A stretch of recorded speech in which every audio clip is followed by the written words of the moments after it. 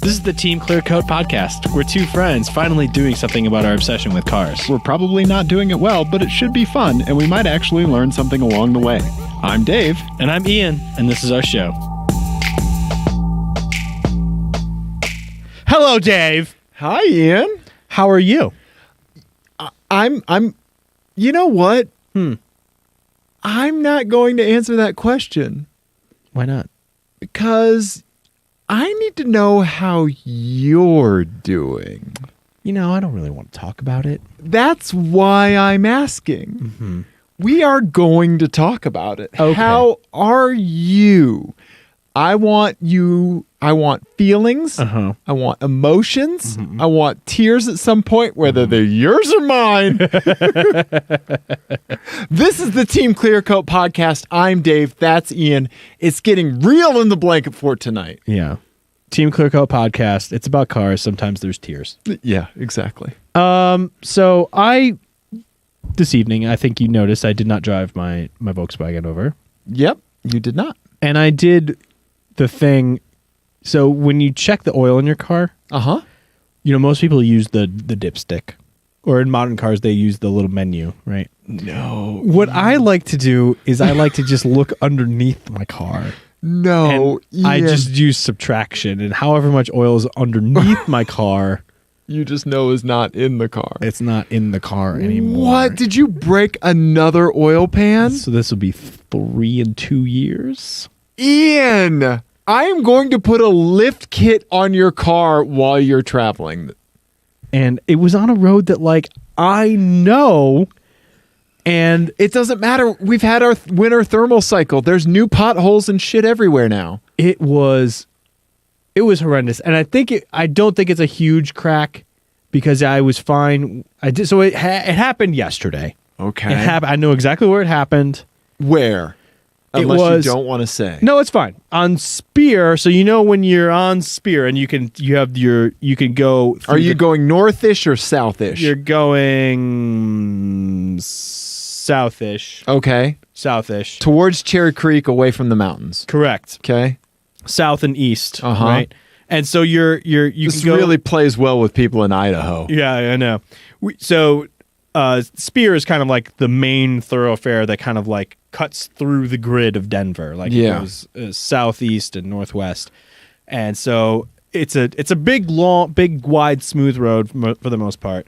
So there's one section that's near where I live where you can go underneath a tunnel, or if you need to go a slightly different way to get on another main road, Yep.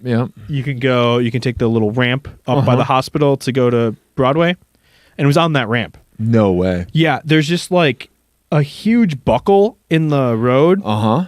and then somebody just like came by with a cement truck and just like dumped like a big wad of concrete on it. Yep. I've seen those repairs before where it's like it can go a couple different ways, but finish your story.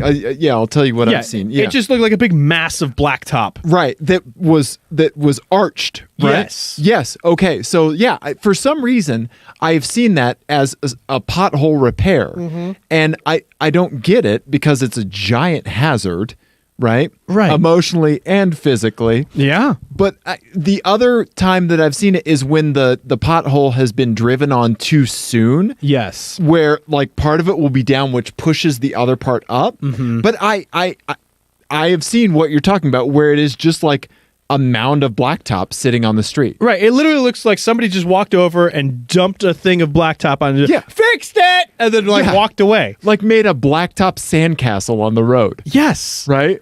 I don't. And the crazy thing is that there was like 2 of them. Oh, wow. And so I was negotiating the first one and then hit the second one as a result. Oh, how bad was the sound?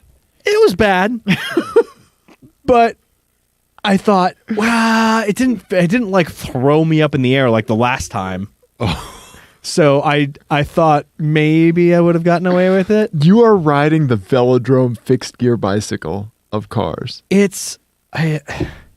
But are. like my car is low, but it is not. It's not that low. Ian, could you send it through a car wash? Yeah, I take it through car washes. No. Well, I don't take it through car washes because of the paint. So No, there was one where you couldn't put your wheel in the track. No. It was I couldn't reach the thing. There's a car wash in like Colorado, and the payment thing is like set for SUV height, and so I'm like, I had to get out of my car to pay. I went through it. That's fine. Okay, yeah. All right, okay. How many times have you wondered if your car is going to get on the lift at Discount Tire? There's some light puckering that happens when I take it there. Some light puckering. Ian, we got to get you a car that's fun, that has a normal ride height. I should just fix the ride height. It's insane. You know, you need to swap suspensions. You need a winter and a summer suspension. I've thought about it. Of course you have. I've considered that. I've considered it. Hey, so, I mean, like, when the coilovers are adjustable, is it adjustable in height as well? Yeah, you can get adjustable coilovers for that car. Right. And height adjustment. Okay. The rear suspension's a little weird for that. But yeah, you can they make those. But I didn't want coilovers because most of the coilover setups for that car are really, really stiff. Right. And they don't ride as well as my setup. So imagine what that's like. Right. Ian, my God, what are you doing? I don't know. But remember how I said I was like, I'm only going to talk about it if you could be supportive. Okay. I know I'm an idiot. I don't know. Okay. Right now I don't need anyone to point out that I'm an idiot because I am well aware of an idiot. Okay. Yeah. All right. Because the oil like actually like came out and it formed the puddle. It was really crazy. Formed the shape of the sentence "You're an idiot," and then just dollar signs. Okay, all right. This is a challenge for me, right? As it is for you, because I want to remain honest during this process. Oh yeah, I believe that honesty is very important. Yeah, but also I want to remain supportive. I don't want to falsely tell you that everything's going to be okay. Oh yeah, right. So I think that sometimes support might not look like just being the wind beneath your wings. Right? Sometimes there's a little bit of Mountain Dew that gets splashed into your face as well. What? This analogy has gone way off the rails. Metaphor, okay. All right. It is. Given the situation that you're in, right? What do you think your next steps are besides having your car towed to the mechanic again? Well, that's it. That's pretty much the extent of my thought right now. Okay. Have you sourced another oil pan yet? No, he will do that. Okay. I think he just has them on speed dial at this point. Yeah, I was going to ask. It's just a button that he pushes. Right. Like whenever he sees my phone number. Like, pop up. Yeah, it just automatically. Yeah, it just automatically dials the buy an oil pan thing. Why are you pulling out the swear jar? We haven't because touched it our forever. Fucking idiot president has a button on his desk that he hits for a Diet Coke. Like that's what your mechanic does for oil pans for you. Yep, it's true. $1 in the swear jar. I'm leaving the wallet out. Yeah. Well, I mean, I need that. That's what I need. I'm putting this That's away. The sort of support that I really need. Ian, I'm not going to daddy Warbucks your ridiculously low car. Yeah, I know. Okay. All right. So you're going to get it fixed. Like, let's talk through like the actual pragmatic reality of your duration of ownership with that vehicle. Okay. Like, yeah. Because I did some soul searching on this not that long ago, and I actually think for an enthusiast car that I've slightly ruined, really it's not been bad. Okay, like I had one catastrophic thing go bad with it. I'd like to ask something. I think let's not focus on the words good or bad in this assessment. Okay? Because I think if we bend our language enough, we could make a case for either side. Okay. All right. But I am honestly wondering what you envision the rest of your ownership of this vehicle looking like, what you think that duration may be, and things like that. That's what I'm really curious about. Yeah. Because, like, do you plan to own it until it evaporates into dust? Yes. Okay. All right. Or do I don't know. Yeah. I don't know. Okay. Yeah, all right. I do. Okay. You plan on owning it until do you feel that there will be some kind of breaking point with it? What kind of failure would it take for the car to experience besides a collision? Right. Right. That I think if I had like a catastrophic engine failure or a collision of some kind. Yeah, collision, we can just chalk that. Yeah, sure, that's its own thing. But that would be about it. What about maybe like bundle engine transmission? Yeah. But not necessarily like all-wheel drive system. That's if I like left pieces of the transmission on the highway, right, that would probably be it for that car, just from a financial perspective, right. But yeah, barring something like that happening, no, I don't see ever getting rid of it. The reason that I ask this is because I want to circle it back to the supportiveness.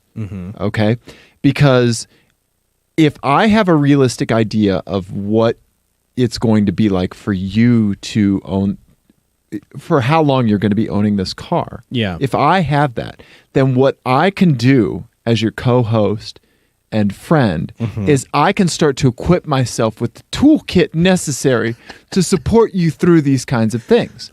In addition to that, equipping of the tool set, I can start spinning my mind around like getting my creative energy flowing around making the most of this vehicle, right?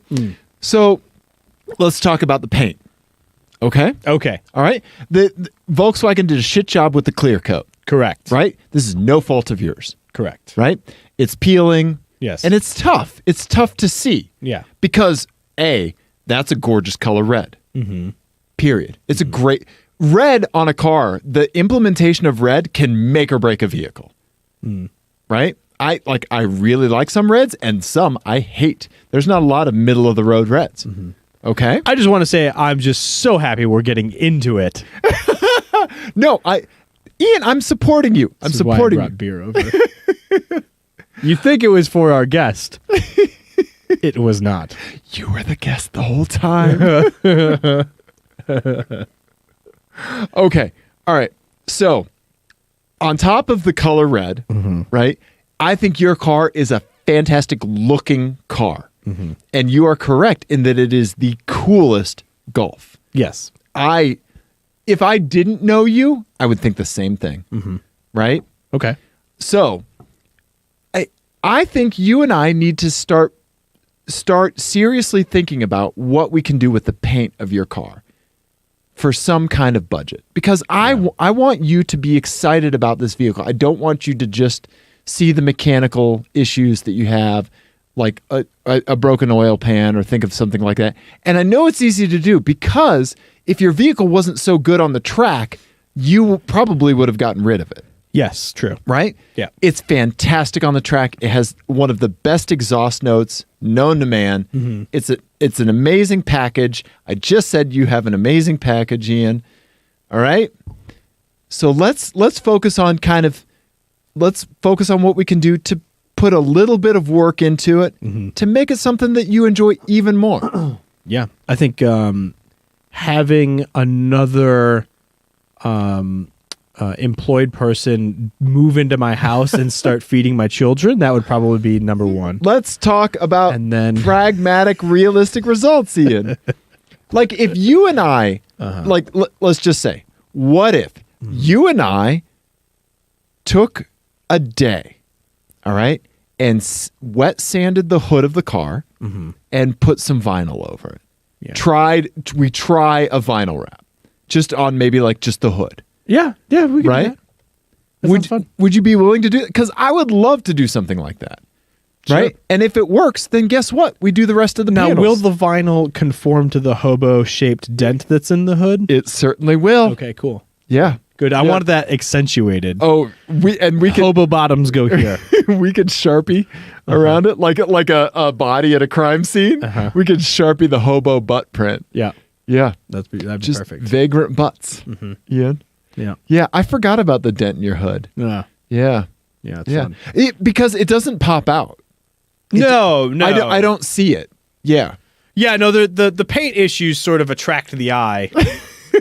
And they kind of draw the eye away from the hobo butt dent. If I was to buy some vinyl off of eBay, right? Some nice like 3M, legit vinyl. What colors are we talking about? What would you like to see on there that you could see mapping to the whole car? Would you want to stick with a red? I don't know. I've thought because the interior bits would line up, like those little bits that you see when you open the doors and stuff. Right. Yeah, I've thought about doing just like basically the same, like a tornado red vinyl wrap. That'd be great. I've also thought about doing it like the gray and red. I know exactly what you're saying. You're talking about the Porsche GT3. The GT3 RS, the 996 GT3 RS, with like the gray and red. Yeah, let's see here. You might have to look up 996. Okay. Oh, actually, that works down there. Yeah. Yeah. Okay. The gray with some red accents. Right. Yeah. Basically, just making it look like that. Okay. I thought would be kind of cool with the flying checkered flag and everything. Yeah, but like the checkered flag in like if I was going to do a custom wrap, if I was going to spend money on a custom wrap, I think I would do that. But make it with the R at the end of the checkered flag and make the red be tornado red. Nice. That would be cool. I think that'd be super cool. Yeah. But I don't have money to do a custom wrap. Yeah, that's pricey. That gets expensive. And at that point, I might as well just paint the car. Yeah, right. Right. So yeah, I don't know. But look at it this way, right? The paint's not going to get any better on its own. No. Right? It's not. So either you and I take some 3000 grit sandpaper to it and a bucket of water one day. Yeah. Or we just keep watching it flake off. And I still have this piece of clear coat. That's good. But the paint doesn't bother me that much. But I'm just trying to figure out a way we could inject some additional joy into your car. I get plenty of joy from it. I'm saying additional joy. Yeah. The ride height is something you're not going to change. Just being able to drive it more often would be more joy than I currently get out of it. Well, that would require a lot of things changing. I don't think that's, that doesn't have anything to do with changing anything on the car. Right, exactly. No, but I do know, like, the plan for this year was to do a suspension refresh on it because I did the suspension 4 years ago. Okay. And I know I know the rear shocks need to be rebuilt because they're getting a bit clunky now. And you went with Coney's on this, right? Mm-hmm. Yeah. So you send the inserts off, or how does that work? Yeah, they should. They have lifetime warranty, so they just get sent back to Coney and they get rebuilt. Okay. So that's not that big of a deal. And I might. And your mechanic would like pull them and send them, and then just bill you like time and materials for sending that stuff. Right. Okay. And then I'll probably. I think I'm going to buy some springs that aren't so low. Oh, okay. All right. If I do that. Okay. So, but that was on the list for like this fall. Okay. I completely support that. Yeah. And I completely support you owning this vehicle until it turns to dust. Yeah. I completely do. Well, yeah, that's the plan. Okay. Yeah. The Turbo X, on the other hand, that's different. That thing needs to go. Right. Yeah. But that's not what we're talking about here. No. I completely support you owning this for the rest of your life. Good. And your children's lives. Good. Yeah. Yeah. And I wouldn't be saying that if you didn't have the kind of day that you did. Okay. Yeah. That's just honest. Good. Right? Because Good. I think your R32 is an awesome second car. When you have 2 children and a wife. Right. Yeah, and a diabetic cat. I almost forgot about the cat. Why did you remind me of the cat? Let me put $1 in this. Do you need your own swear jar? For when I say something that reminds you of like a bleak outlook that you have? So anyway, the next thing on the talk about list is Formula Effington 1. Well, real quick before we get off of Is it bad that when I realized that my oil pan was cracked, that I was dreading talking to you about it more than I was dreaded talking about my wife about it? No, let me tell you one thing. Thank you very much for reminding you and for reminding me and just simply clarifying I'm having a situation. I just need somebody to be supportive. Right. I cannot tell you how much I value that communication to me. Oh, that like really means a lot to me. Oh, okay. Yeah, for real. Thank you so much because Ian, we're buddies, man. Yeah. We're in this for the long haul, man. Yeah. Neither of us are going anywhere. Right. And I want to make the best of it. Yeah. Which will be around longer, you or the R32? Only time will tell. I'm a flighty bastard. Only time will tell. I think we're equally temperamental. You and the R32 or you and me? Me and the R32. Oh, yeah. Yeah. And we're obviously on the extreme ends of heights. Yeah, that's true. Yeah. That's true. Yeah, we have that in common. Yeah, you have clearance issues this way, and it has clearance issues the other way. Exactly. Get a lot of fucking cobwebs, man. You guys just breeze right under, like in well-trafficked areas. Yeah. Airplanes and not getting not and low basements. Fitting into a Ferrari is something that I can't really do. That's true. Yeah, that's true. Ian. Speaking of Ferrari, Formula One was back this week. It was? It was. And I know that's a surprise to you. So let me tell you about how I know when Formula One is on. When I see you or JF Musall tweet about it, and then in my booze bathroom while I'm on my phone, I'll go, shit, I forgot to set a lineup. What's wrong, honey? Nothing. I did it again. Yeah. Yeah. So for anyone who doesn't know what we're talking about, we are in the we play Fantasy GP on fantasygp.com, which is a fantasy F1 league. Yes. And if you want to join us on there, you can. The code is 839-6865. 839-6865. Guess who gave Ian admin privileges? So he wouldn't be bothered with it.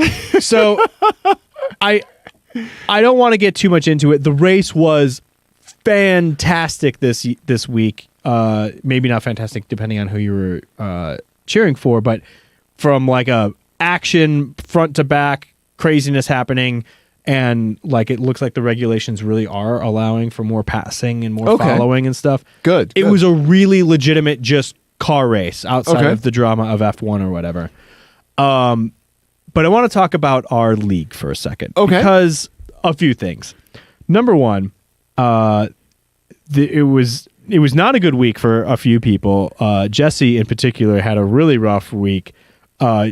She's probably going to be upset to learn that you did not set a lineup because you beat her. Oh, I'm sorry, Jesse. She only got 77 points. I'm so sorry. It did not go well for her.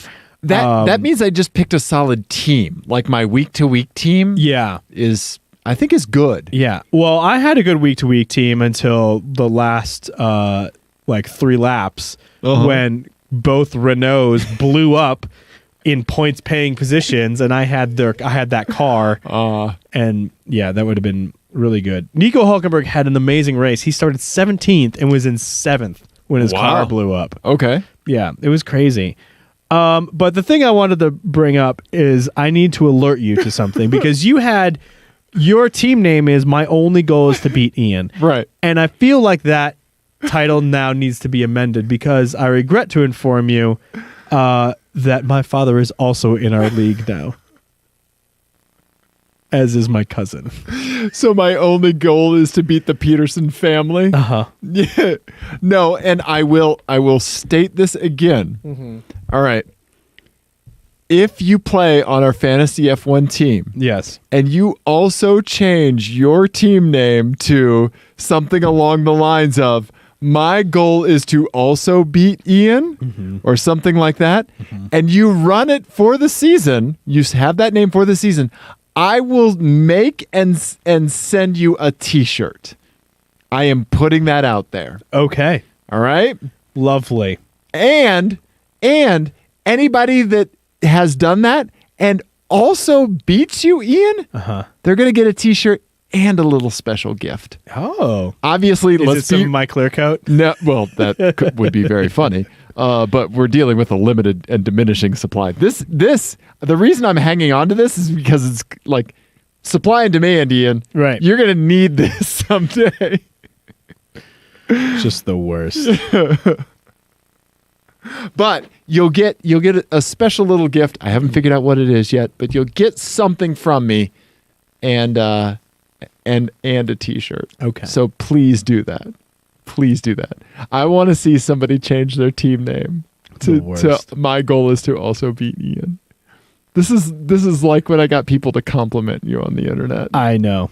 Yeah. Speaking of, your birthday's not that far away. Let's move it on though, because legitimately we have to get to Matt and his guest spot. Which please stick around for that. We didn't need to spend all that time talking about my little mic stuff.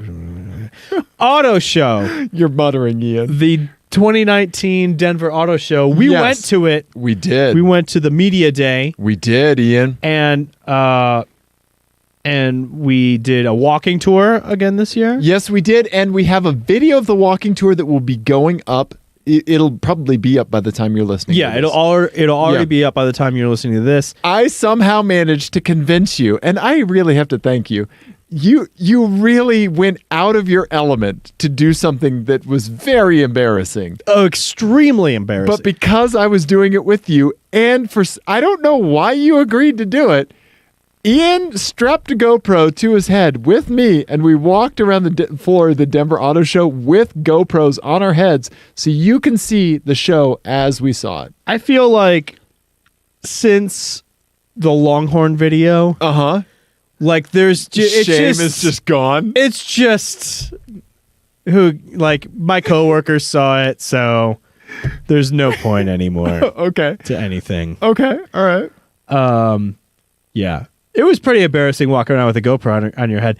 I don't know how Mr. Regular does it. He does that all the time. He does that all the time. You look really goofy with a GoPro on your head. Sure do. And we did have those interesting interactions of like the brand reps kind of coming up to us. I was wondering how those looked on the video. Basically, it's like me looking at them coming up towards us and saying like, hey, let us know if you need anything. And then me looking at you and you just shaking your head into my camera. Also, you move your head way more than I do. So unfortunately, we're using my camera way more often than we are using. I'm a spaz. We know this. This is not new information.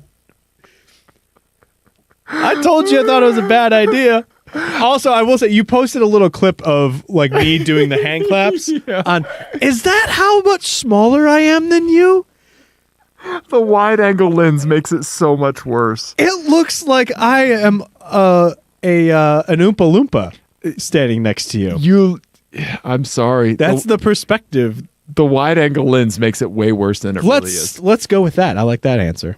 For real. And you know that as a tall person, I don't think about this stuff. I don't think of you as a short person. I just don't. I don't think about your height. I don't. Yeah, no, I mean, I don't obviously I don't either, even though I'm assuming that we look very silly next to each other.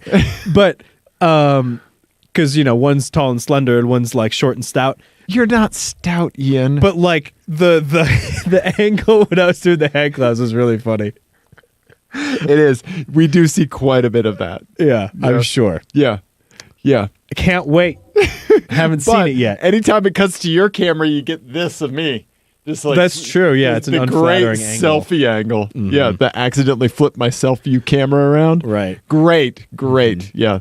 For the next podcast, we'll just put our cameras right down here. Ugh. Yeah. Yeah, right. I love, one of my favorite things to see on the internet is when people post up like the pictures that their camera has gotten of their dog, like looking at the front facing camera where like the dog's like skin is all like forward and everything. Yeah. I love those so goddamn much. Yeah. Every time I see one, just makes my day. Yeah. Really funny. Anyway. So what at the auto show, other than me with the GoPro on my head, Yeah. did you like? I really like sitting inside a Fiat 500. Okay. That was fun. I really like the Buick Regal Sportback. I do too. And that was one of the ones we called out last year. Yeah, as a thing that we liked. well, it's a regional auto show, so Yeah. we're not getting a lot of new stuff. Well, the one thing that we got that was new that I was really happy about was the Mazda 3. Oh yeah, the Mazda 3. That was great. Yeah, so all-wheel drive Mazda 3. If you want to see Mazda's press event, you can watch it on our YouTube video. Yeah, and I think I really like the way the new one looks. I think we were talking about it, and I don't know if it's on the walking tour video or not, or if I just said it to you someplace else. But the rear, seat. Oh yeah, it's on the walking tour. Oh, okay. Yeah. So like the Scirocco, you called out, or Corrado. Corrado, yeah. Yeah, It kind of has some Corrado It does. lines in the C pillar. I think it's a cool looking car, and really Mazda's is. doing an awesome thing because what they're doing is they're taking stuff that people would normally go to an SUV for, like all-wheel drive, and they're putting that in a small 5-door car. It's almost like a lot of those CUVs are just tall hatchbacks, Dave. And they figured out that we can just put this technology in a car that people will have an easy time parking and get better gas mileage and be just as safe and as easy as to maintain. But the car wash stuff will still be way up high. It'll still be way too high. Still way too high. Yeah. My only gripe with it was that I don't think that they should have shown it in that color. I feel like that is a very dynamic shape of a car. Yeah. And I think a more metallic paint would have shown it better. It was a touch muted, and I think that effect was a tiny bit lost. Also, I do completely dig half chrome outlines, so the chrome on the bottom of the windowsills versus the black on the top. Yeah. Well done, Mazda. I really like the way that car looks. Yeah. It's really cool, and it's nice inside. And, Yeah. Typical Mazda inside. Solid excited stuff, about man. Yeah, it's really cool. Yeah, love it. And Love it. I liked the Telluride too. Oh yeah, the Kia Telluride. Yeah, That was new. We didn't get That was really we nice didn't get on a the presentation or anything about it. But no. I was wondering we didn't really talk about it on the walking tour. It has cool taillights. Oh And, yeah, and it does. you're a taillight aficionado. Yeah, I thought the Telluride really had cool taillights. Yeah.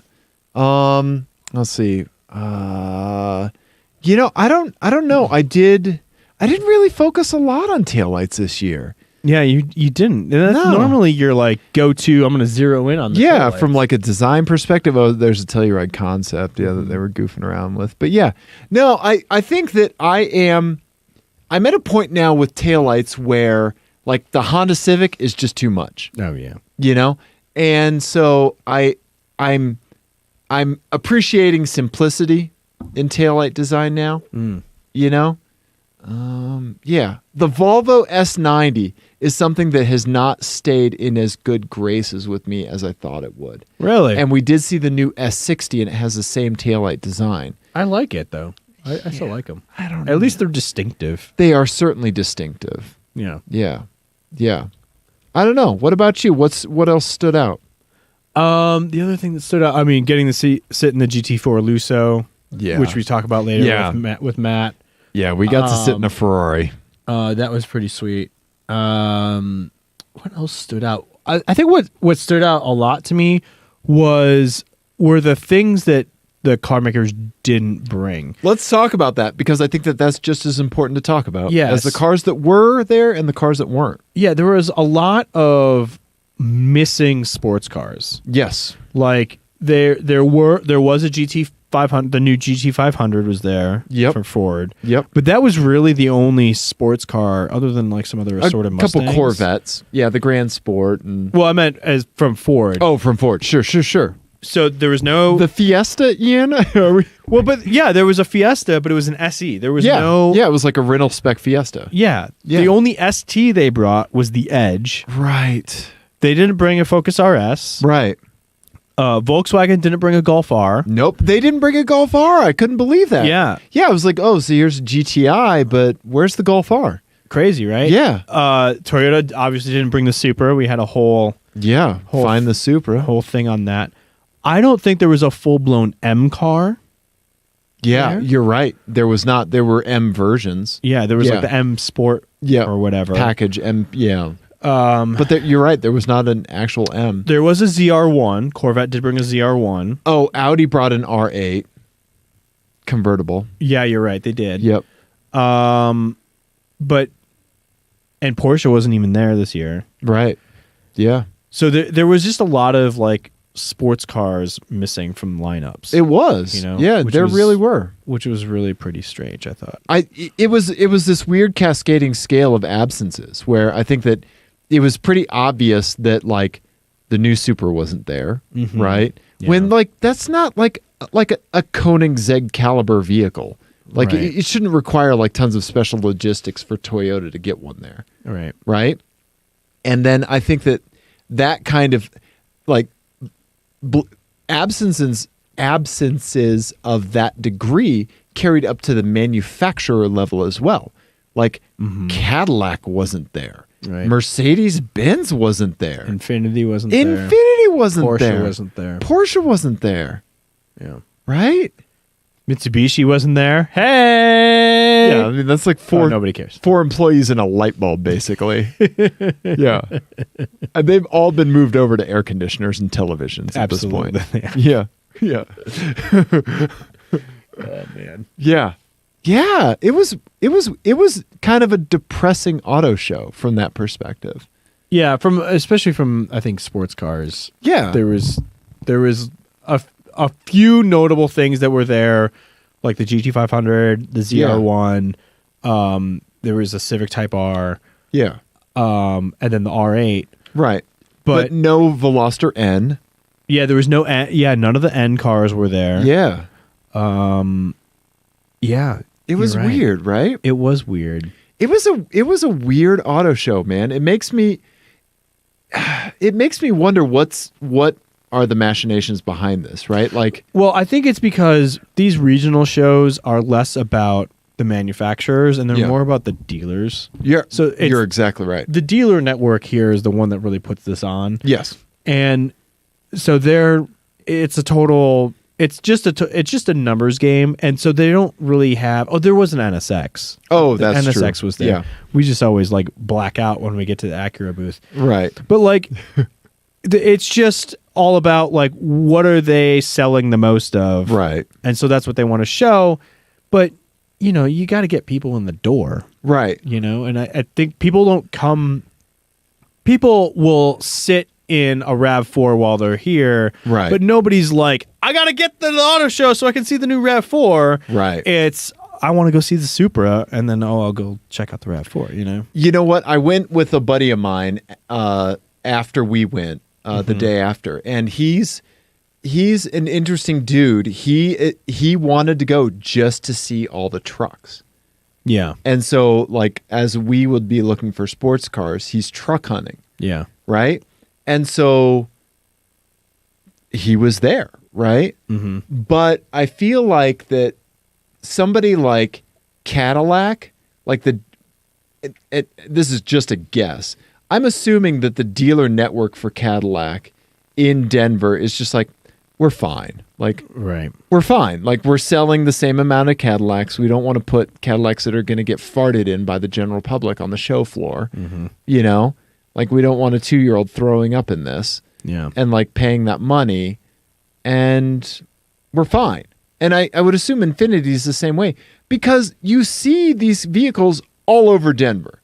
Infiniti and Cadillac are selling like gangbusters here. Yeah. I mean, not like Subaru, but they like you see Infinitis all the time because we're constantly irritated about seeing a car we don't know what the name of it is. It's just a Q and then a bunch of letters. Maybe there's an X in there. Who knows? Maybe an umlaut. Right? Uh-huh. Yeah. Yeah, there's just punctuation. Exactly, right? Yeah. They put a tilde in the name. Yeah. Right? And so I think they're probably just like, we're fine. We're fine. People know where to go if they want an Infiniti. Right. You know? Yeah, you could be right about that. Yeah, that was really kind of the only thing that I could take away. Like Mercedes-Benz is doing fine. Mm-hmm. Right? They just built that huge new dealership off of Colorado Boulevard that looks like a goddamn toy box, right? Yeah. Yeah. And yeah, they're probably like, we're fine. Mm-hmm. People know where to go to come look at a Mercedes.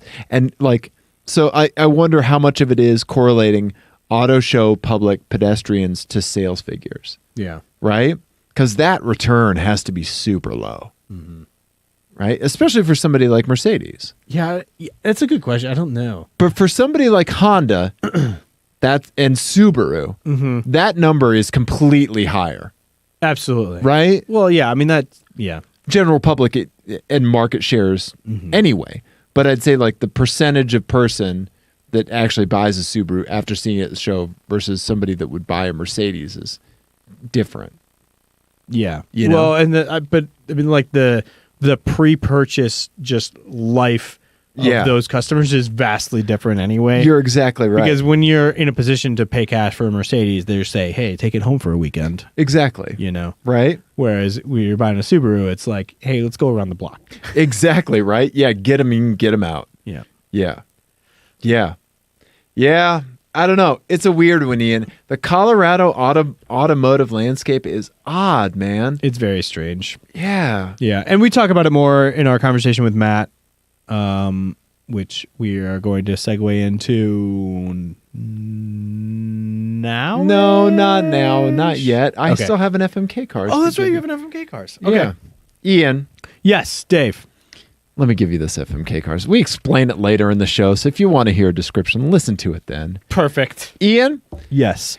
Given the automotive maintenance that you've had to encounter, I think this correlates with one that I thought of while I was driving around today. Okay. And I think talking about the auto show, and one thing that I would like to say about the auto show is that I do enjoy putting myself in that situation where I'm around so many cars that it gets me thinking about more car things. Yeah. Right? So being in that environment, I think, is productive for us. That's true. And it was nice for us to see the manufacturer presentations. Mm-hmm. We have versions of those up on our YouTube page. You can watch those. Correct. Mystified by the Jeep Gladiator views. You people love that goddamn truck. Yeah. Right? Jeep people, man. We're just going to turn this podcast into Jeep Jeepcast. And we'll be monetized in a minute. Yeah. I will say that is a good point that you bring up about the auto show and like the mindset of puts because the other thing that happens too is that like I definitely exist in a car news bubble where like I pay attention to the car news that I give a shit about. Right, right. And I forget that like a lot of other cars exist. Yep. And that people actually care about them. Yeah. And you know, people care about the cup holder counts and and that the Tacoma now has a power seat, which we talk about later, but all of that, right, which is weird to me, but right. So like maybe 4 or 5 months ago, I unsubscribed from Jalopnik, like on my news feed. Oh, really? I actually don't really read a lot of automotive news now. Oh, okay. Yeah, which might explain my poor performance on this podcast. Whatever. No, I'm kind of putting myself in that mindset of like, there are going to be things that I seek out. And if I hear about something, it's going to be through the media or through the press that we're part of, but also through these other cultural avenues that we get car news from, right? These tangential things, like from seeing them show up in TV shows and stuff like that. Not necessarily like a Jalopnik article about it. Okay. You know? And so I'm just kind of putting myself in that position, and because I was oversubscribed to things. And it was at a point where I wasn't taking anything in. Right? Yeah. And so I just kind of did some spring cleaning during my digital purge. Nice. Does this DLL file bring me joy? Your best joke you've ever said on the show. But yeah, so I'm not even like taking in that kind of car news anymore. Okay. Yeah, it's weird. It's a weird place to be in. Yeah. Yeah, but that's where I am. All right. I know, right? Don't be mad at me. Okay. Ian. Yes. This FMK cars. You have 3 cars. Okay? 3 cars. All right. You have maintenance that you must keep up on Okay. in one specific area of the car. Do you want me to run the Googleator? Nah, I got it. This is going to be easy. Okay. Okay. So first up, I'm going to give you our buddy Steve that we did the like Colorado lap with. That I saw him at the Ferrari thing the other week too. Oh, nice. Yeah, with Chris. Nice. He has a Z4 coupe. He right? did. He now has a 350. Mustang 350. Oh, cool. Okay. So like a 2008 BMW Z4 coupe. That's what I'm going to give you for your first car. Okay. Okay. All right. On this car, mechanically, you have to keep up on every single mechanical issue that it has. Okay. Okay. All right. So this is all, I would say this is all beneath the sheet metal of the car. Do I have an M? No. Okay. Actually, yeah, no, I'm not going to give you an M. Okay. So like just the 3-liter. Yeah. Okay. Okay. So, I would say like if your windshield wiper goes out, like if your windshield wiper is messed up, you leave that alone. If the motor for the windshield wipers is messed up, you have to take care of that. Okay. Like you have to take care of that Personally.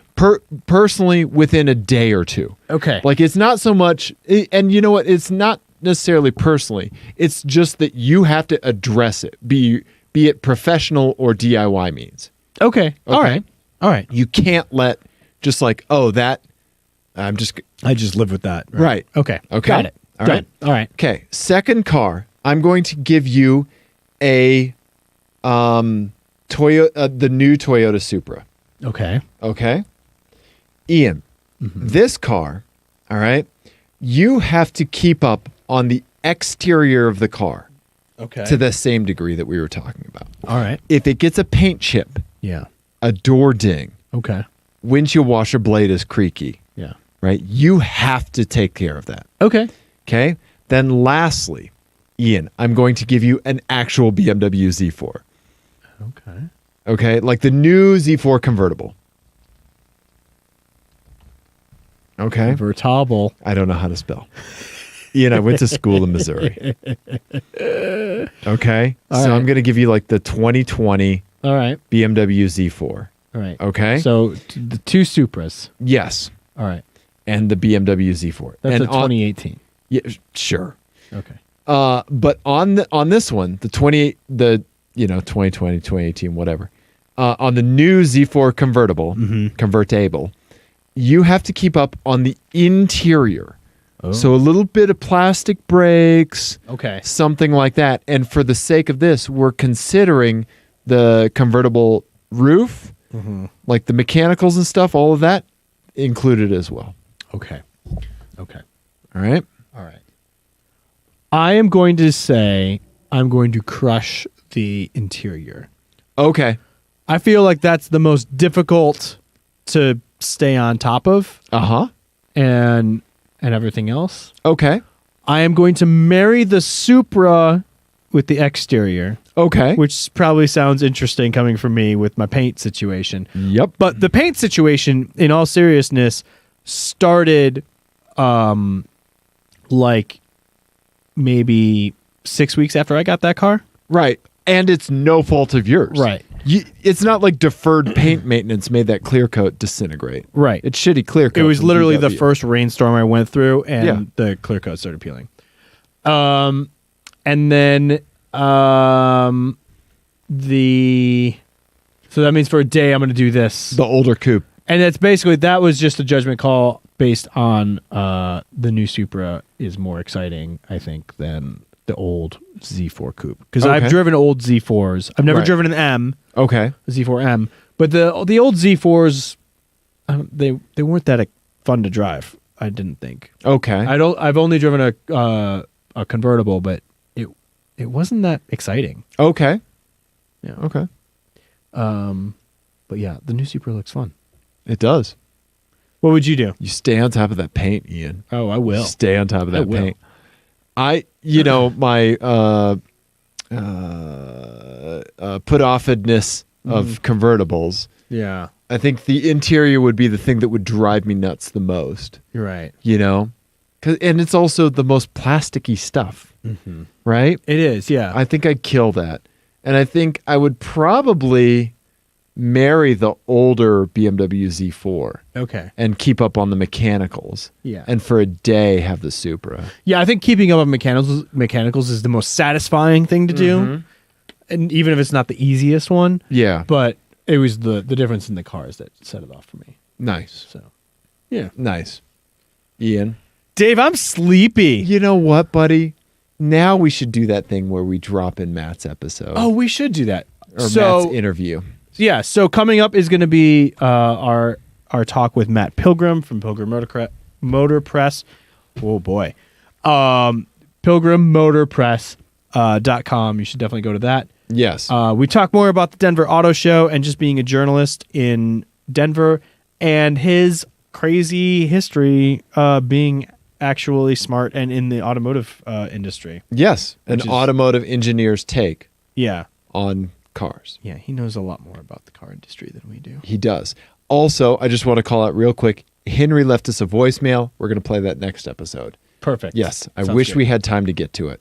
Yes. Because it's a good one. Oh, okay. Yeah. I haven't listened to it yet. Good, don't. All right, I won't. Okay. All right, Dave, I love you. When in like 10 seconds, Matt's just going to be sitting like right over here. Right over here. Right over here. Right over here. Okay. Okay, goodbye. All right. Goodbye. Goodbye. But not bye. Just stay here because the Matt's going to be here and we'll still be here. I'm shutting it off, Ian. Oh, okay. All right. And cut. And now, through the magic of television, we're joined by Matt Pilgrim of Pilgrim Motor Press. Hey, everybody. Hello, Matt. Glad to be here. So we know Matt from because we're all legitimate automotive professional journalists. Professional automotive We journalists. pay dues.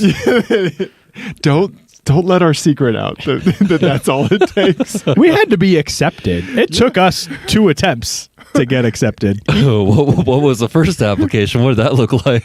Just a note. Just a burnout video? Please let us drive your cars. Yeah. And then for the second one, Ian had to watch me pee. I don't know why that. Yeah, it was weird.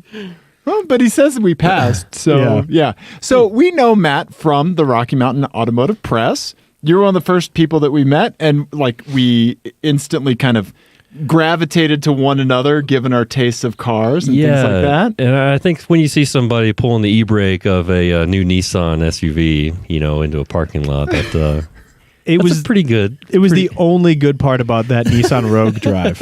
It was the only good part. That's the basis for fast friendship, right? Exactly. Yeah.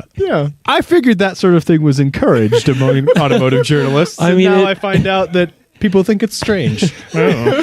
It really shows your real feelings about that car. I mean, you're trying to find ways to make that fun. And when it comes to the extremes like that, it's time to see what else is out there. Maybe. See what else you could hop into. Yeah.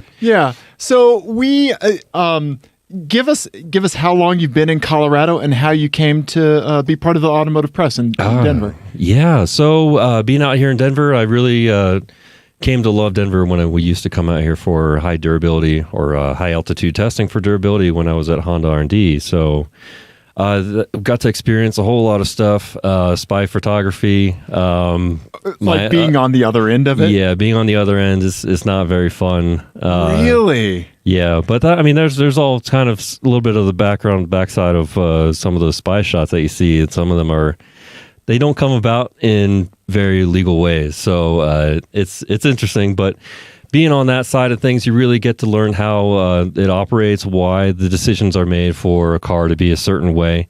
It's a lot to learn. And then also on the manufacturing side of things as well, there's also resistance. We can't just all have the latest and coolest tech. It has to be verified. It has to be out there and tested. Right. Which is, what, not to segue too much out of the question, but what is happening with Tesla is they've really changed sort of the outlook of selling a mass production car.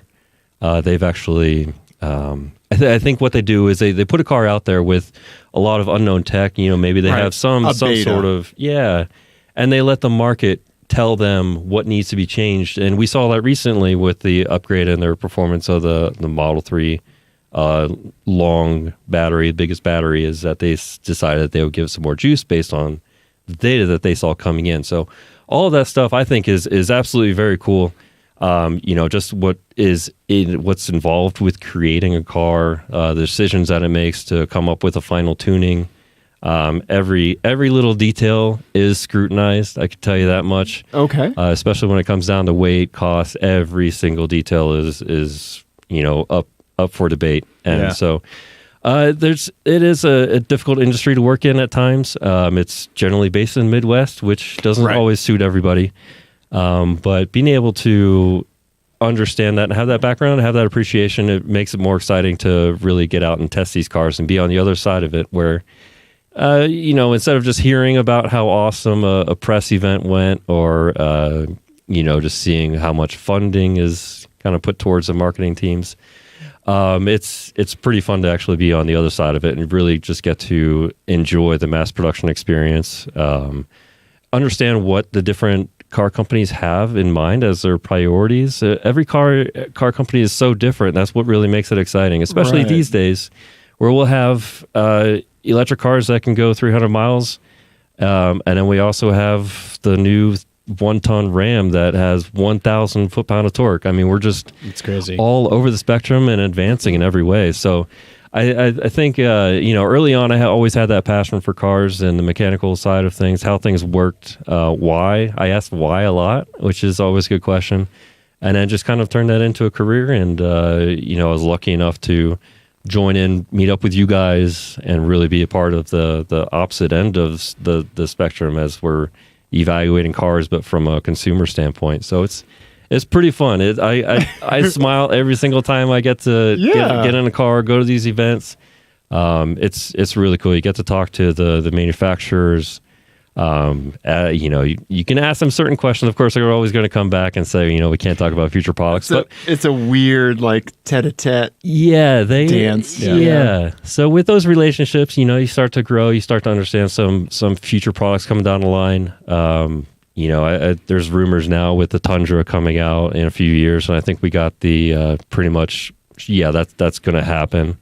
Of course, we don't know anything about the powertrain, but just talking with the Toyota reps, while we have that opportunity, you can get a sense of what things are coming. It's nice to know that Toyota isn't leaving behind the full truck size market, which was kind of the thought once they did their quote unquote second generation or third generation of the Tundra. Yeah. Right. So what Matt's talking about is we were just at the Denver Auto Show and we actually, we're out here in Denver. So we don't get a ton of interaction with manufacturers. And so when we do, we like to try to glean as much info as we can. Capitalize on it.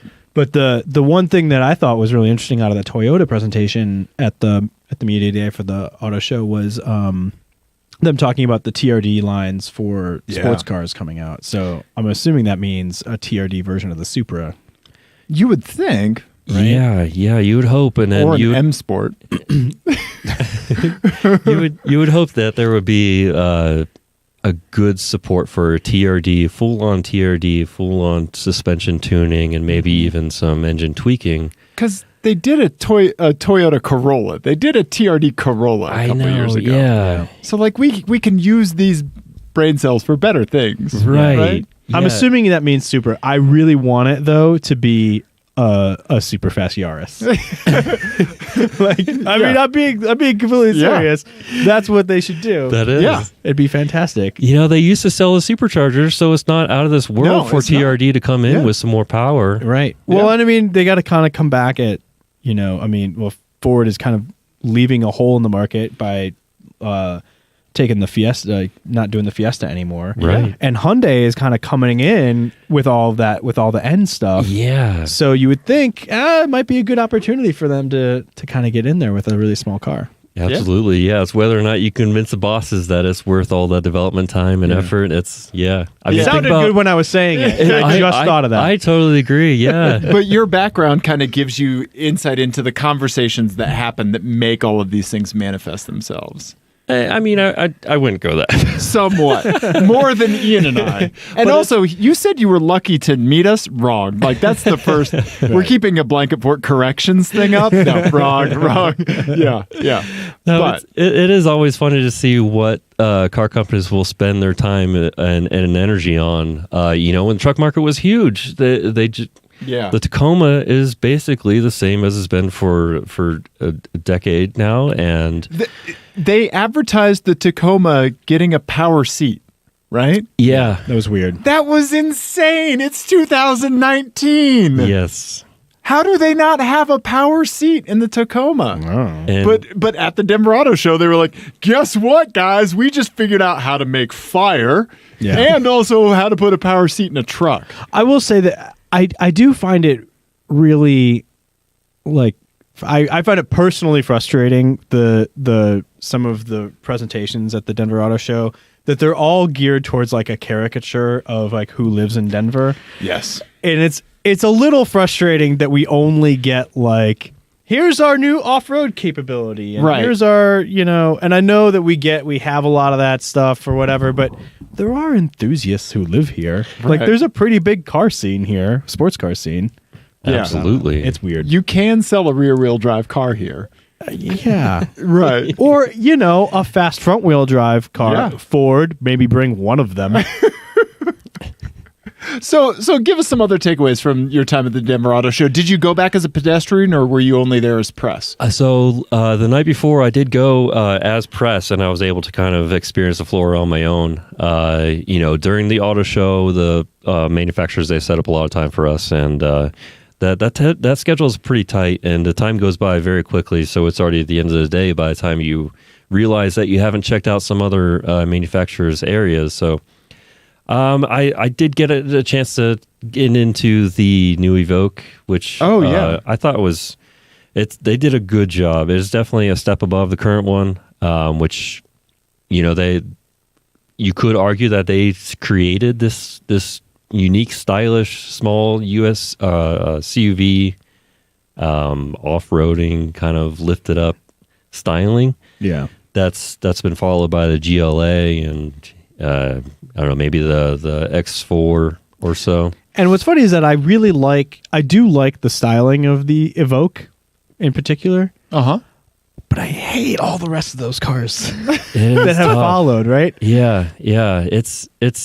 It's tough, especially for the Land Rover aficionados or the real enthusiasts of the old school Land Rovers I'm sure. to see where it is right now. But that's just a sign of the times where we have to have more efficient vehicles. We have to have safer vehicles. And honestly, to make the money to develop special SVR more off-road themes vehicles, there does have to be that Cayenne Right. model that lets us have all those GT4s. The big one that brings the boys to the yard, and then we spend the rest of the money on the little fun ones. Yeah. It's like an actor doing, a comic book movie so they can go do an art house. Yep. thing Just the look at next year. Sam Rockwell's career, and you exactly. have Range Rovers or Porsche's strategy. One for my accountant and one for me. One for my accountant and one for me. Yeah, that's how that works. Yes, I'll do a Charlie Kaufman movie right after this Marvel movie. And it by no way reflects what we stand for. So,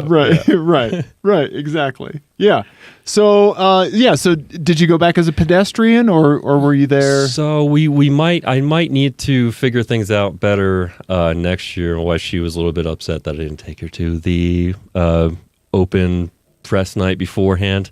So The gala? Yeah, you should have totally brought her to the gala. Well, I brought my friend who I also used to work with at Honda, and so it's kind of our experience. We just get to go and we just kind of look at all the door mirrors that we can. That's what. Yes, that's. Was that your specialty? Was door mirrors? Yeah, we rotated around. So we were in the exterior side of things. So the 2012 or 2014.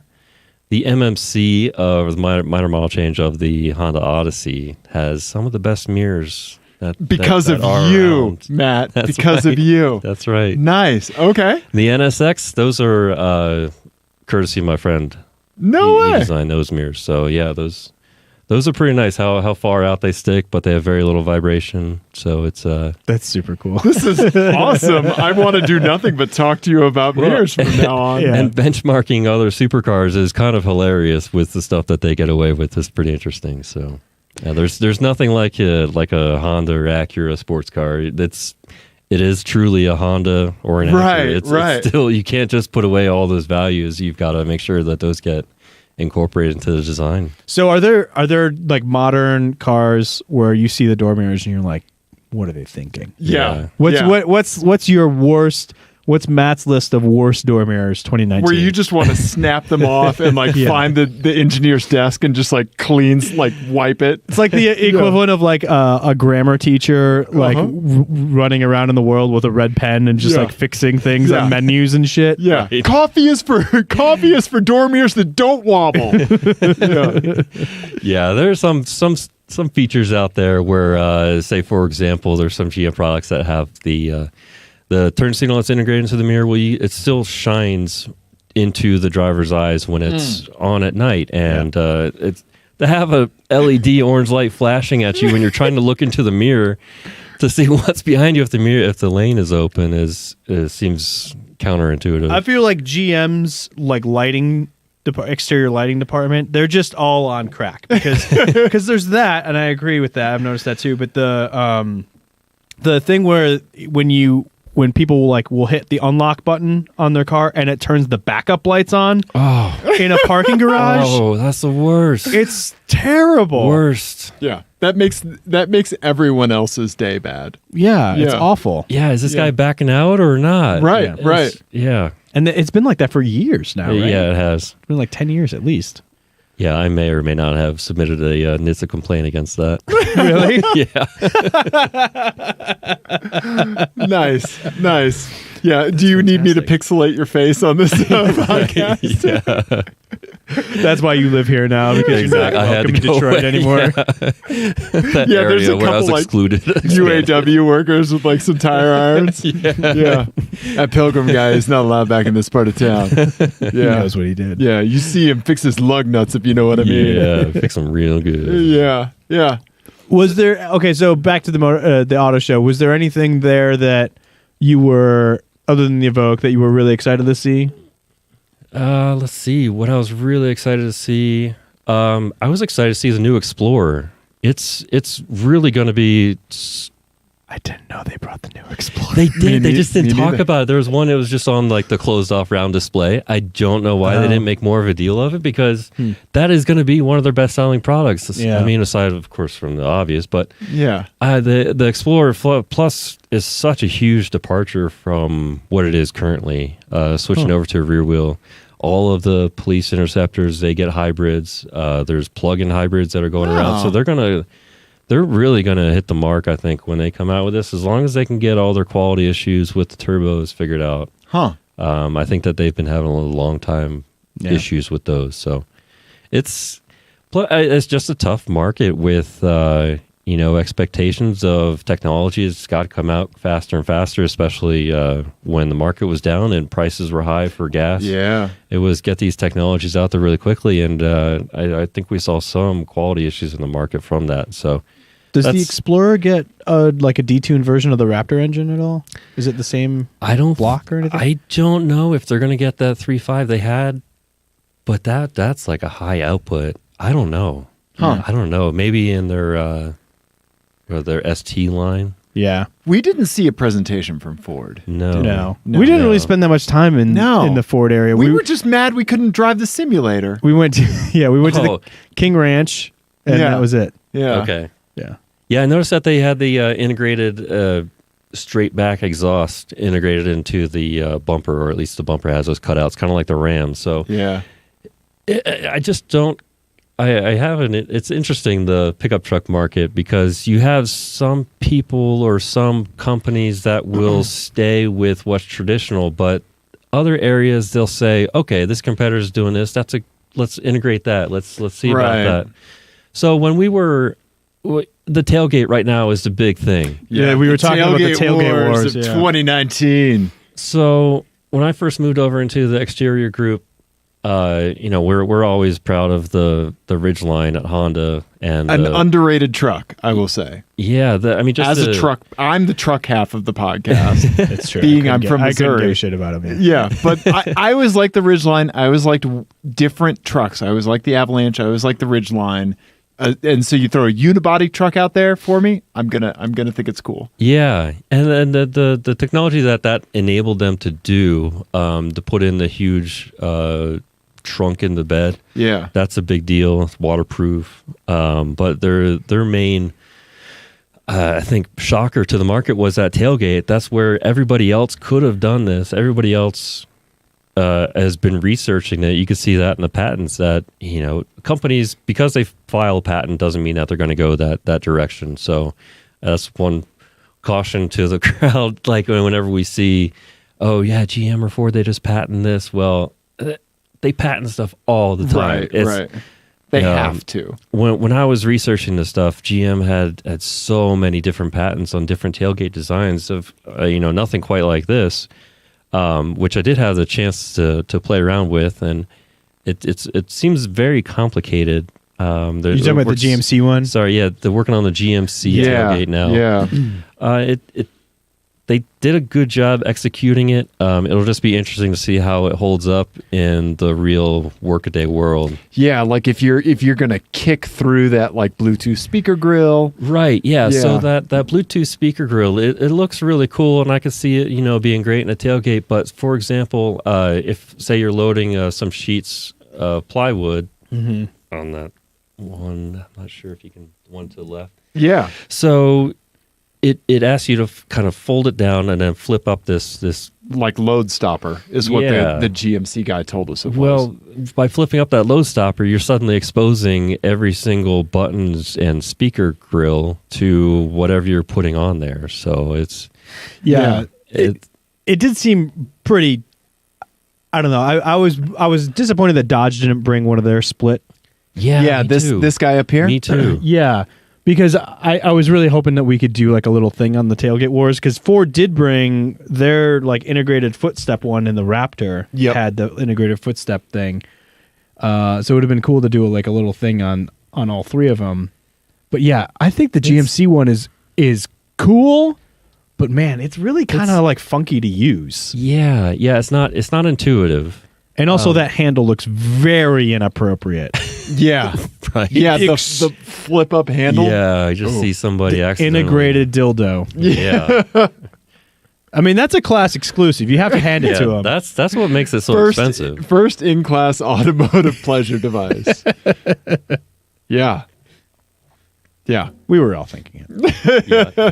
But like you're saying, it is executed well. It's super heavy, but thankfully it comes with the assisted torsion bar in there to help lift it. But it seems like a lot is going on, right? And I don't know that that's going to be a real selling point, no matter how much they're trying. It really seems like they just put a lot of effort into the tailgate because that was just an area that was kind of open for further technology. Yeah, a lot of can, not so much should. Right. I mean, I love Honda. Their new Ridgeline has that audio system that's integrated into the bed. They figured out a way to put these capacitors on the bed lining, which is indestructible. Doesn't dent. It doesn't cut. And no matter, you can drop a toolbox on it. And all those commercials that they did, you could do that to a Ridgeline. It wouldn't scratch it. So, nice. But anyway, it's a nicer execution in the Ridgeline. You're not going to be able to break any of those capacitors that are just bolted to the inside of the bed rails. So that's what's producing your noise there. It just seems like, okay, that was a great idea, and that kind of, I think, was a big selling point for the top of the line Ridgeline. And to see the speakers just kind of tossed into the tailgate of the GMC seems maybe like it's definitely not as integrated into the original design. So you start to kind of notice some things that aren't quite as integrated, and you start to kind of, what was this just kind of, we've got this space here, let's put some speakers. It definitely seems like that's going to break at some point. Oh, yeah. Yeah. So I want to know what the parts costs are going to be. Yeah. Yeah, Because the the tailgate's replacement like the first thing you get damaged, right? Yeah. On a pickup truck? It's yeah. Kind of Rear natural, bumper, yeah. tailgate. Yeah. Yep. Yeah. So one other thing that we were talking about, I know you have to go pretty soon, so I want to get this question in. So you're more focused on like the nuts and bolts of the car industry, like how things work, and from your previous life in R&D. When you're on this side of it in the press, how do you react to like the lifestyle-y aspects of There you go. of how cars are marketed?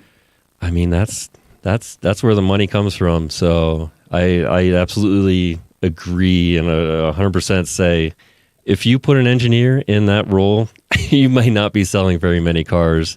So there has to be somebody there that can really sell the car to the market. And, it's up for the engineering team to understand what that original concept is going to be and make sure that can be executed. But, having a consistent message all the way through is not always a guaranteed thing.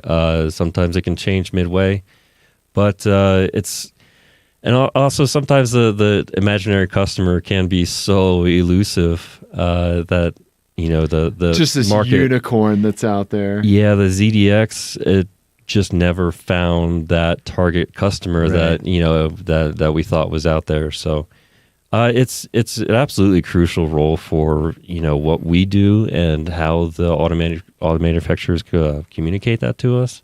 So that's why any of the time that we get to be one-on-one with the representatives from the manufacturers, that's really great. I feel like that's when we're really able to get away from just the PR spit outs that a lot of people have access to, and then we can really get into the nuts and bolts and why are things like this, and then you really have an understanding and appreciation for what it really took to come up with this design, what sort of compromises were made to have this sort of feature or this sort of space. Yeah.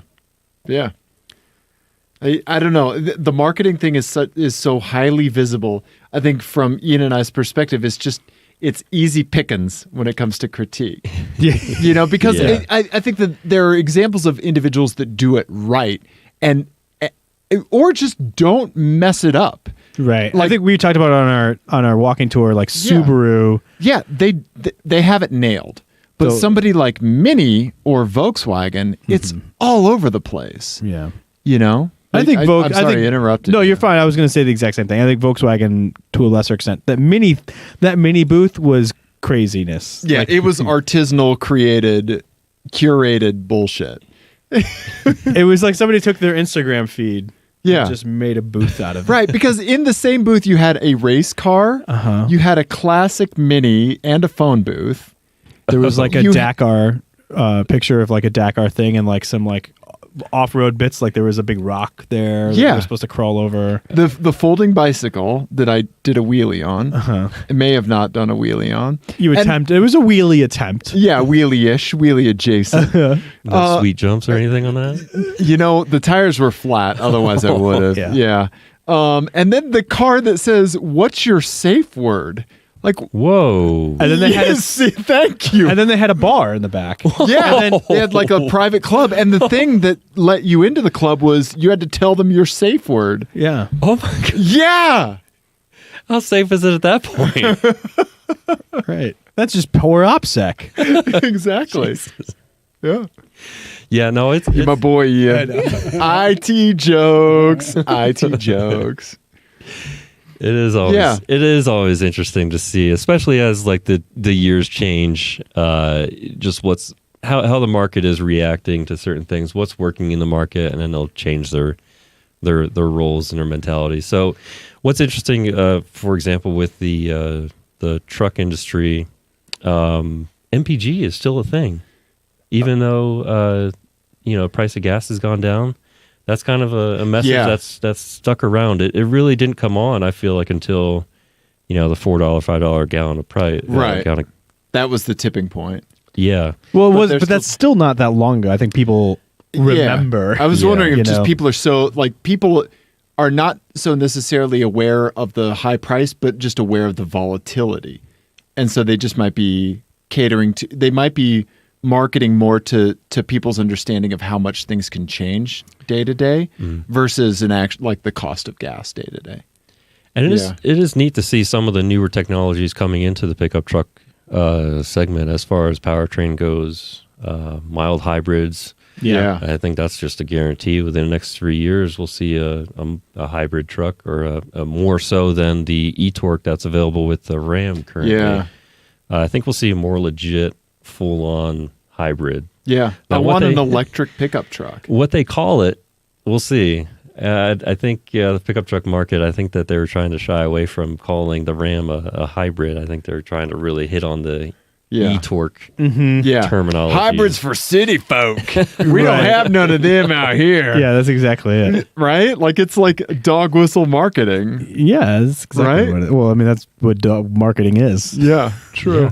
Yeah, one giant dog whistle. Yeah, that's all it is. And with I remember, talk about names. Let's talk about marketing and names. Pacifica, when that came out a few years ago, that was an unloved vehicle. Before that, the Chrysler Pacifica. Yeah. That 5-door. Yeah. Whatever it was based Yeah, it was on. one of my very favorite automobile reviews, automobile magazine reviews. One of the best headlines ever in automotive journalism. The Chrysler Pacifica, sorta terrifica. Exactly. Of course you gravitated towards that review. Based on the unloved Mercedes R-Class. Yeah. If anybody remembers that. We talk about that all the time. Yeah. I saw one this week with temp tags. What? Oh, okay. Wait. Let me know if you ever see one of the AMG ones. Yeah. Yeah. Now, that'll be a story. But yeah, right? Yeah. But talking about bringing back names in the headlines these days, it was big at the auto show, was Blazer. Yeah. Especially interesting because the Bronco's coming out. So if you say somebody, hey, I'm in the market for a Bronco or a Blazer these days, completely different vehicles. Right. The Blazer thing just like it irritates me, and I can't tell you why, because I'm not like a huge fan of the Chevy Blazer from days gone by. Right. I don't really care that much. But you are somebody who does take heritage into consideration on a routine basis. Right. Like Chevy goes through all of this trouble to make up words that sound sort of like real words for their car names. Like, because that's what all of their cars are. Acadia. They're all just national parks all they're all sort of like real words, right? Like Camaro and Blazer and Corvette and like all these other words. They're not really real words. So why not just make up another one if you're not going to make it look like a Blazer or be like a Blazer? Right. It's so strange. I told Ian, like, what was your line about like not seeing it because it blazed right past you? Oh yeah, because there's nothing to make it stand out. Yeah, no. So I was in my wife's family is from Michigan, so I was in Michigan for Christmas, and I saw a Blazer, like pre-production Blazer, driving around, and I had to stare at it for, I mean, probably like 2-3 minutes to try to figure out like what am I looking at? Right. Like it looks like I thought it was like, is that a Mazda? No. Right. Like it looks like every other car in that segment. Right. If somebody told you Blazer, you said no, that's not it. Blazer, that's not it. No. Yeah. It was. Yeah, it just seems like a massively missed opportunity to me. But, yeah, and the answer, if you were asked that, the answer would be, well, it already has like name established and everything, right? But for a different vehicle, right, completely different vehicle. Yeah. I mean, it's the same as the Eclipse, right? Yeah, I mean, it's a slightly less egregious version of the Eclipse Cross, right? Yeah. So I mean, the names, I'm glad.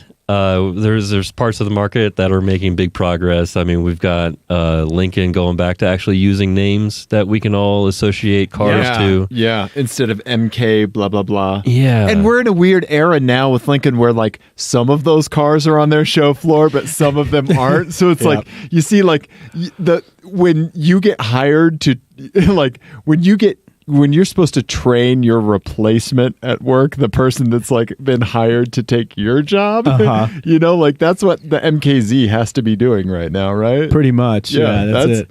Wait, which one was it? MKZ? I don't know. I just know that is one. Yeah. Starts with an M, ends with a letter. Honestly, but I know you're a fan, but like that's how I feel about the Acura range too. Like, yes, gun to my head, I cannot tell you absolutely their full range of SUVs. Oh my, yeah, and. Yeah. And hey, Infiniti was not at the auto show, which is a whole thing that we'll talk about sometime. Yeah. But their naming scheme can just jump off a goddamn bridge. Right. Yeah. Yeah, it's impenetrable. Oh, guess what? They're all going to start with a Q. So then why do they start with anything Infiniti? Yeah. They start with Infiniti. That's what they start with. It's essentially a leading zero. Yeah, you're right. You're right. Unnecessary. Whenever I write down the number 10, I always write 0, 1, 0. Mm-hmm. Yeah. That's what you do. Exactly. You got to do that. Yep. Leading 0. I write it like my bank routing number. Just like 6 zeros. That's how the Infinities are now. The Q. Yeah. 50. Yep. L. X. Well, go ahead. I was just gonna say, unfortunately, that shenanigans that's going on in Infiniti is happening close to Chevrolet or Cadillac with their engines. Yeah. Well, so we got the names, of course. Yeah, we're finally learning a CTS. Thank goodness that was a great product. Everybody pretty much understands what that is. It's been around for a long time. We got the ATS. Is DTS around? STS? I mean, those were back in the day, right? But now it's the CT6 is the one above the CTS, right? That makes sense. And I don't even know where they are in their lineup anymore. So numbers are better than letters now? And then I did read that they're going to sort of take on Jaguar Land Rover's role where they're using numbers to indicate how much power that is making. Audi's doing that too. Okay. Yeah. Because the e-tron that was at the auto show was badged to 55. Okay. Mm-hmm. Yep. Which I actually appreciate because like the 535 BMW has no correlation to anything anymore. Like the 35 part of that absolutely doesn't mean anything anymore. Right. When it used to, but you tell somebody you had a 540 and either you get like a super awesome reaction or you just get like okay reaction. Yeah, because they knew it's the V8. Yeah. Right. So I mean, I'm great with that. I think that's an easy way to go, especially with hybrids. I mean, that's how we got into this whole issue anyway with the Mercedes, changing their numbers, BMW changing their numbers. It doesn't represent necessarily output anymore. It doesn't really represent the size or displacement of the engine, but we just need to make sure that we're all working on the same number scale. We're all either using imperial or metric. Right. All right. Then if we don't, we just, hey, I've got 600. Oh, you've got 600. I've got 605. Right. I'm going to call mine a 607. Right. And it's just like, what? I have 900 random units of power. Exactly. Well, I have 7,000 other kinds of random units of power. It's like McLaren's lineup. They're fantastic, but there were two 570s. There was two 570S's. One was a Spider and one was not. Right. A 600. A 600. Which I didn't know LT. Was a thing. And then a 630. No, the 720. 720. But then there's the one that was missing was the 650, right? Right. Is that the one that was missing? Yeah. I think that's the only one, right? And they all look the same. Yeah, I think the 720 is easy to tell apart. Yeah. Well, I walk up to Ian. Right. I walk up to I'm not, right? Yeah. I walk up to every McLaren just going, is this a P1? With somebody you're just in the parking lot just screaming. Yes. Siri, is this a P1? Well, but they also really don't badge their cars very much, except for like on the little sill on the way down. So you got to get up in somebody's grill. Mm-hmm. Yeah. Excuse me. Just want to see what car this is. Looking at your logo. Yeah. I don't know. I like them. I think they're cool. Yeah. No, they're great. Yeah. So we got to sit in the GT4 Lusso, which was super cool. Yeah. The Ferrari that was there. Really? Yeah. The guy was like, "Oh, your press. Here you go." Yeah. I don't know. He was getting ready for the show. I'm opening up some of these cars. Let me know if you want to sit in them. Yeah. And we were like, yes, please. He doesn't know we're just podcasters. Yeah. And so like we sat in that, and I didn't know that they were doing two versions of that now. So they had the V12 all-wheel drive one, but the one that we sat in was the twin turbo V8 rear wheel drive. Really? Yeah. Wow. Yeah. I And didn't. it's only $308,000. Yeah. It's insane. I knew they were doing a V8 version. I didn't know that they were doing a rear drive version of I didn't know that either. Yeah, it's crazy. And I mean, that car is beautiful and amazing, and I want it so bad. Now, that car has an interesting all-wheel drive system where the front differential is just like a 2-speed. It's a transaxle, right? Yeah. So it's not ideal, but look what they were able to package that into. So Yeah. once again, compromises, and you have to understand. Yeah. V12 shooting brake, you can do whatever you want with the front axle. You got to cut a couple corners Yeah. for this to happen in our timeline. Do it. Mm-hmm. Do it. Yeah. But the V8 was crazy because there was nothing around the front axle. Like there was like the front axle, and then you like took a step, and then you got to the engine. yeah, it's back there. Yeah, it was super cool. Yeah. So, but yeah, anytime you're at a press event, Ian and I are always very happy to see you there. Right. We feel like we have a kindred spirit in the automotive press. Oh, well, likewise. Yeah. Well, before you go, because I know you have to get going, I do want to play a game of FMK Cars. FMK Cars is the game that Ian and Dave play on the Team Clearcoat podcast. It's based on the classic game Fuck, Marry, Kill, but instead of playing it with people like awful people do, we play it with cars. In the scenario, Ian's going to give Matt 3 cars, and he's going to have to decide FMK. F means you drive it for a day. That's it. K means you kill it, you crush it, you don't get to drive it at all. M, you get to marry that thing. It's your daily driver. That's Correct. your ride or die, boo. Correct. All right. What do you got for Matt, Ian? So this is straight ahead, straight, no chaser. So Dave, take the magic internet machine over here and just point it to pilgrimmotorpress.com. There we go. Okay. Your very own website. And we're just going to do the last 3 reviews that you've done on Pilgrim Motor Press. So it's going to be the Ram 1500 Laramie Longhorn. Now I want to stop right here. Because I am very confused about something. We spent a lot of time with that truck, and we got to do a review and a very silly video about it. I am very confused about the Laramie part of that. Is that officially part of the title, or is it not? Because we've heard it both ways. I have no idea. Right? This is Ian and Dave's gotcha journalism. Wait, do you have a Laramie or a Laramie Longhorn? I thought you were the expert, Matt. Oh, well, I'm so glad you asked. Yeah, he just like unfurls a clipboard. All right.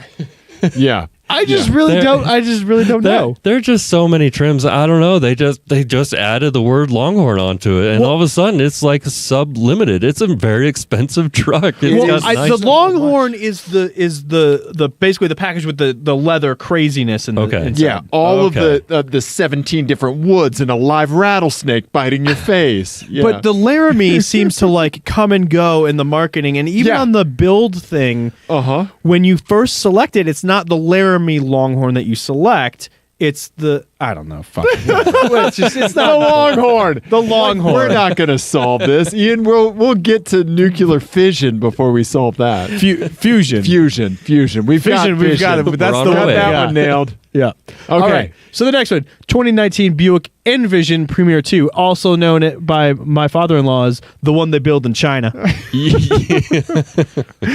They had one of these up at the ice driving experience, and everybody's like, "Yeah, that thing's garbage on the ice. Just don't drive it." So it just sat for a while. Oh, you should have gone and done some donuts in it. I was waiting for the Challenger. Oh, okay. And then lastly, the Toyota CH-R Space XLE. That's right. Wow, man. So it's tough to do FMK on these. Because they're all so great. So great.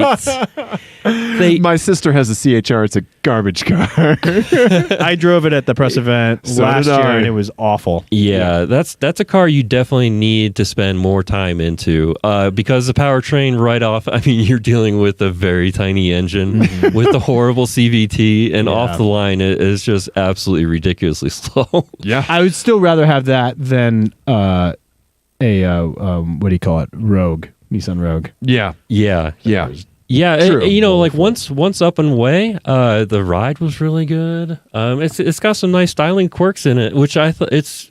I guess once you factor in the Toyota portion of it, then it becomes a little bit pretty impressive. With they push their boundaries a little bit with that design, so it was fun to see. Okay, all right. Oh, so man. what do you think? Oh, You gotta kill one of these. I really want you, after you did that long soliloquy about how great the CHR was, we're like, but no, I'm gonna crush it. Yeah, I'm murdering that car. That thing And I is would going feel straight off a cliff. no remorse. No, you'd have to push it though. So the Buick was a tough one. Yeah. It was a tough one to really get behind. And I think the current rebates that they have on the Buick are evident of that as well. It's a very strange car. It rides smoothly. Mm-hmm. It has it was a very expensive version. Premier 2. Yeah. Electric Boogaloo. Yeah. So it came with a lot of features, including the more powerful engine. But who is this car for? Do you need that much power? Where does this fall against its competitors? It's about the same size as, say, a CRV or an RDX, but it pales in comparison for interior space or just all-out refinement. I mean, taking a look at that dash panel, that looks straight out of the early 2000s. Wait, were you drinking a beer while you took this photo? No, I poured the beer into the can, and then it's wine in a Diet Coke can. Yeah, exactly. So yeah, you're right. It does look straight out of the 90s. Yeah, you take great pictures. You take great pictures, Matt. Oh, thanks, iPhone 10. Hey, it doesn't matter what tool you use; it gets the job done. So it has interesting features, thoughtful touches here and there, and then it also has some very lacking integration of some other features. So, right. It's an okay car. Is that enough to make you murder it out of the three? I think that would, just because I would miss that car the least if it was no longer here. Okay. I have relatives like that. So that leaves the Ram. The Ram and the Toyota. Yeah, you gotta choose which one you're gonna marry. Oh. Yeah, which one's gonna be your daily driver between the Ram and then you drive the other one for a day, and you gotta tell a little story about what you're gonna do for a day. what you're gonna do for a day. In that car. Well, I mean, it's kind of tough here because this Ram was $66,000, and the CHR is maybe $23. $16 and a firm handshake. Yeah, there you go. And on his face, throw that in there, and they'll throw in a couple of wheels. You can grade on a curve if you want. There are really no rules to this game. I mean, the Ram was absolutely wonderful. I honestly could find very, very few flaws in that. I miss the smell of that car. Oh my gosh! Everywhere you looked, there was full-on nice supple leather, nice stitching. Oh, it was great. I mean, details just everywhere, and this is specific to this, more horse themed or cowboy themed lineup, but the details on it, the bronze goldish rusted looking trim was just awesome, and the detail that's the filigree, I mean, all of that stuff takes time in design, and it takes a lot of effort for tooling to get that put up and just to make it look as good as it did. And it all looks really integrated. All the touches are all throughout. There's really, really very, very few points to complain about. I think there's just a very aggressive throttle pedal, which isn't always a bad thing, but I didn't mind that at all. Everything I thought was great on this truck. It wasn't overly done. There's some vehicles that might just take the ranch theme a little too far, but I thought they held it back, where they needed to. And then they really put in the effort where they saw an opportunity and where it made sense. So you're gonna marry? I'm gonna marry the Ram. Okay. That means you get to spend a day in a little Toyota. In the CHR. What are you gonna do for a day in the CHR? I would find the hippest, coolest, funkiest place and take that car there. And leave it. You shot this in an urban environment. There's a lot of murals. Yeah. it's a funky car. And you shot it in front of your title photo is in front of hipster food court. the hipster food exactly, court. very hipster food court. I mean, this car just oozes it, and it makes you want to do stuff like that. So, if that's your thing, that's pretty cool. I was just so impressed with the pushing of the boundaries that Toyota did with this car. Mechanically, like I said, it's slow. It's 2-wheel drive. Overseas they sell a hybrid version. We didn't get a clear answer at the auto show about why they don't do that here. But it's just a good all-around car that'll get you from A to B, no problems, no questions asked, and it'll do it with some style and would some you creative your space. money buy that rather than a Civic? No, I would buy the Civic. Okay. Yeah. Because it's the same platform, right? The Corolla. Well, Honda to Toyota. That would be tough. That's a Toyota. Corolla. Corolla. Jesus We'll fix it in Christ. post. I'm not taking that out. That's staying in. Yeah. That's staying in. That's how much I think about this car. I forgot what company. Yeah, made what do you think you would do, Corolla or that? I would. Yes, I would, and I would probably do this over the Corolla. Really? Yeah. okay. Okay. Just, I mean, it is a little bit more practical. It's got that higher driving position. Mm-hmm. I mean, it's not a sports car, so you're not really going to gain a whole lot by being lower to the ground. Right. It was very well equipped for the price. I'm trying to think about what some of the features that it was lacking. I mean, you called out no cubby space for your cell phone. Yes. That is a huge thank you for reading my own writing. Matt. But that just drives me crazy. I mean, in today's world, we see it even when they do put a little cubby in there. Like, say, my iPhone 10 or I've got a 7 Plus, so I got the big mirror jam. Yeah, it already doesn't fit. And then therefore the car is technically, it's out of date.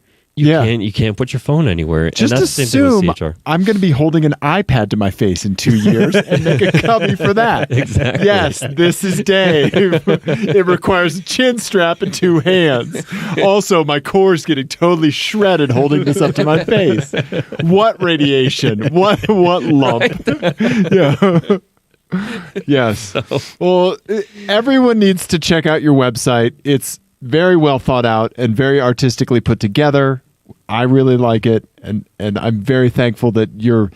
I was gonna insult him and call him one of our peers in the Denver Automotive Press. That would be an that's insult. absolutely correct. true. No. Yeah. So absolutely, everyone should check out Pilgrim Motor Press.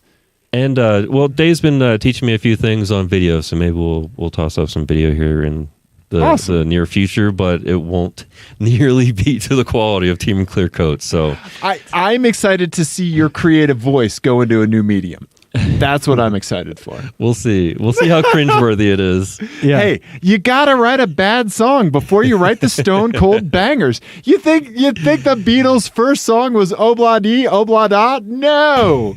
Wait. I'm sorry. Obla Dee, Obla Da is my favorite Beatles song. I'm sorry. This podcast is over. We're done. Friendship canceled. We will talk about that later. Obla Dee, Obla Da is a great song. Knock the mic over. Storm out. You just pour water on your beer on the mixing board. Yes, okay. I am the walrus, cuckoo, cuckoo. That's all right. We don't all start with that. Matt, it's been lovely having you my here. gosh, I thank know you guys you were so supposed to much. leave like 20 minutes ago. Oh, no, so it's been an absolute pleasure. thank you so much for coming. Thank you guys for having me. All right. Bye.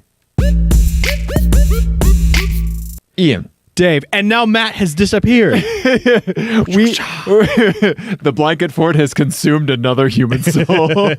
That's what keeps it running. Or he actually has things to do. Right. And had to leave. Yeah. He has but- a life beyond us. Yeah. But thank you very much to Matt Pilgrim. Absolutely. For coming on the show. Definitely go check out his website at pilgrimmotorpress.com. He is also on the media social. Yep. Up on the Instas, everybody. On the Instas. Yep. Pilgrim Motor Press. There we go. Go check him out there. And then our stuff. Oh, I think he's doing Pilgrim Motor Press _ Denver as well. Oh, is he? Yeah. I could be wrong. Yep, there we go. Oh, that's Pilgrim the one you want. _ Denver. Follow that one. Yep. Yep. And then our stuff, if you liked this nonsense, Yeah. TeamClearCoat.com, Yep. on the Twitters and the Facebooks and the Instagrams and the things and the places and the guys. Call the hotline. Mm-hmm. Ian, what's that hotline number? It is 720 You got that part right. 5 Uh-huh. 9 Nope. 1 513 3 5 5 51 720 515 1391. Boom. Nailed it. Almost first try. Flawless. So if, like Henry, you see something and you need to say something, call the hotline. Send us your FMK cars. Mm-hmm. Yep. TeamClearCoat@gmail.com. All those places, all those things. Oh, God, Ian, I need to get the outro music. Oh, Why well, am I I'm going to always say unprepared while for this? you do the outro, I'm just going to say that we love you Yes. and thank you for listening. We Is love- that long enough? Did I stall for long enough? You did. Good job, buddy. Sincerity is for stalling, right? That's the only reason it should ever be deployed. I agree. Oh, that's the intro. Goodbye. We love you, everybody.